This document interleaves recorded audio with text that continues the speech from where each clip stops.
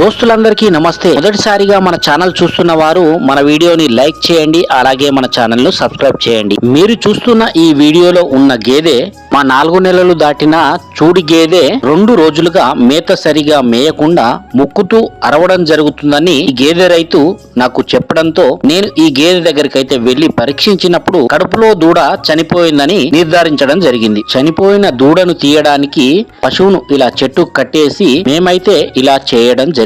ఈ గేదె వీడియో చేయడానికి కారణం ఏంటంటే రైతులు వారి చూడి పశువులను ఎండ తీవ్రత ఎక్కువగా ఉన్నప్పుడు బయట కట్టివేయకుండా చల్లని ప్రదేశాలలో ఉంచుకోవాల్సిందిగా మనవి.